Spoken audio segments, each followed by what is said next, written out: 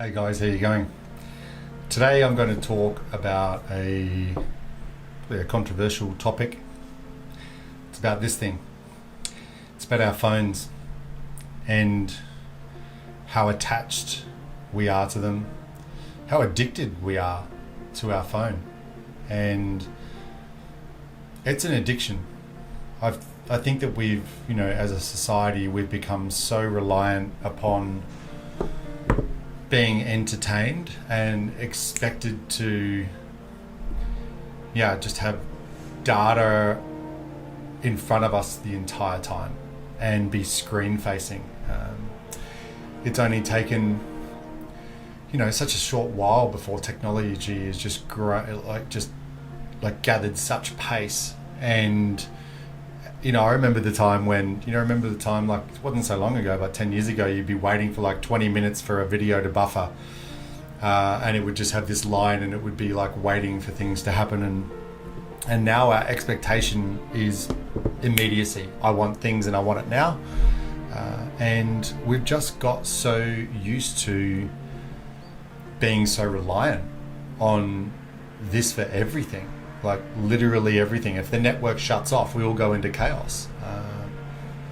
I really want to put this to us as a whole, that we've become like so addicted to being fed information and to be entertained. And I feel like, I've been on buses and trains and automobiles recently, so I've been doing a lot of travel, and during that travel process there's an opportunity to think and consider and to be present and to look around your surroundings and to get a big picture. And if I'm honest, and if I looked around me, like everyone is screen facing everywhere, on buses, in trains, in planes. Like just we're like we've become like robots and just at the mercy of these things. And I don't want to become a victim around this, because we can do something about it. There's not much we can do around the way that companies and organizations are gathering data in order to feed us the information that they know so much about us that they can literally feed us what we want to be fed at any particular time of the day. And they're just making it so desirable for us. The algorithms are working so finely tuned now that they can predict what's going to hold us there longer. I mean, that's the game, right? That's the game, is to hold you to that phone longer and longer and longer and longer, so that they can have your attention. So I was in a an Uber the other day, and we crazily went from talking about meditation to talking about washing machines. And he looked down at his phone and started quickly scrolling, and there was a ad for washing machines. There's no two ways about it. Like, we can't be silly. Is that, they're listening to it. They're listening to your conversations. And I don't think that I'm being crazy here and, having an L4 helmet and being a ridiculous person. There's no two ways about it, is that Siri and all the technology available in our screens and in our laptops, they're listening. So we have to be really aware that that's the case, and not to be scared of it, but just be in awareness of it. Like I said, there's nothing that we can do around what they're gonna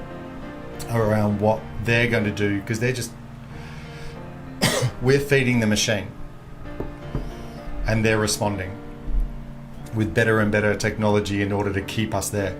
But what we can do is be really aware that we're spending more and more and more time in front of these screens, that they're getting better and better and better at feeding us the information that is like, giving us dopamine hits.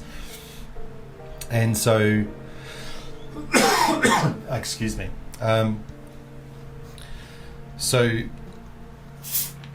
really feel that we have to spend more time just putting it down and acknowledging that we're addicted. We have to acknowledge we're addicted to it, and that it is a problem, and that we're feeding our kids a problem. Even I had a great chat around with my son Sam about this, which is where the topic of this came from, because he said to me, and he really acknowledged, he said, Dad, social media has really had a hold over me this week. I'm just finding that I'm just responding. And even the conversation that we were talking about in relation to social media and the phone, he couldn't help but just be drawn to it again and again and again. And even though we were having the conversation, his eyes kept diverting to his Instagram.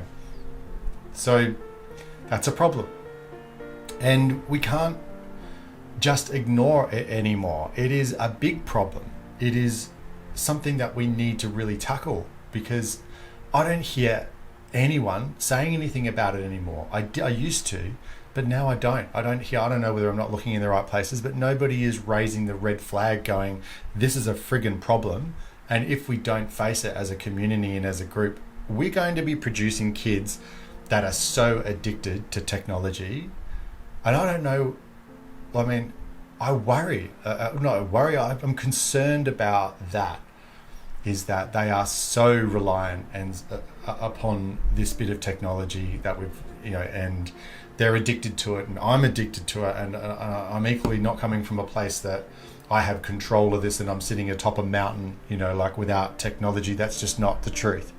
And I equally need to cut back my time and to release my control, release my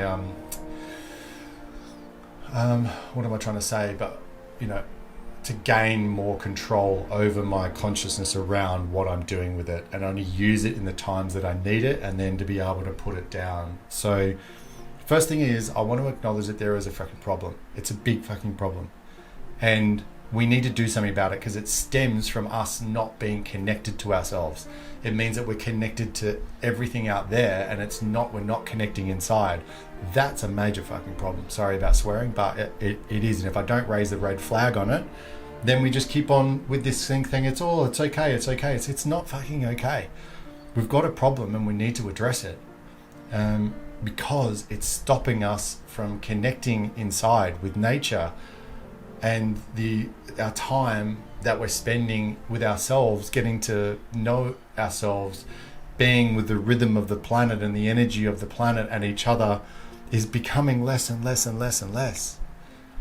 So we need to do something about that. We need to increase the ratio of time that we are spending with ourselves in nature, in the vibration of the world, and feeling connected. Because if we don't, we fall into fear. We fall into all of the bad things of the ego, So that's why it's super important, and I think that it needs to be tabled. And I think that we need to raise it up the priority list and red flag it. There's a couple of things that I was talking to Sam about, my son, about, just in regards to some of the things that he's going to do. So one of the things that he just deleted his socials off of his phone.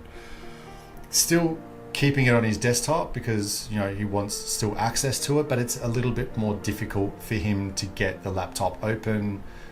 It's not as, you can't take it with you everywhere, and so it just reduces that accessibility. So I'd really recommend, even if it's for a period of time, is to take your social apps off of your phone.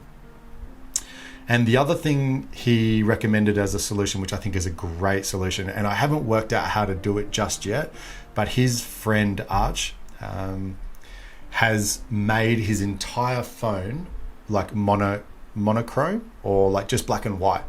So he's made the entire phone just black and white. So every photo, every image, every part of his phone is only saturated in black and whites. So it makes it less appealing. It makes it less glossy. It makes it less, look desirable. So it's just black and white. I know that would work for me, because I'm such a color vibrant person. So I'm going to try and do that and see the effect of that in regards to desirability. And so these are a couple of things that let's create a list. If you've got some things that you've done potentially which has stopped your reliance upon your phone, or your level of you're managing your control really well, I'd love to hear about it, creating a little bit of a list of ideas and solutions around gaining more consciousness around this tool, being aware of how powerful it is, and taking some proactive action in regards to how we manage it, and also how we parent it to our kids. What are the controls that we need in order to be able to help them to manage this powerful device? That's it. So hopefully I've raised some things for you in relation to this, and help you to maybe acknowledge maybe your level of unconscious behavior, and also to do something about it. All right, see you guys, bye.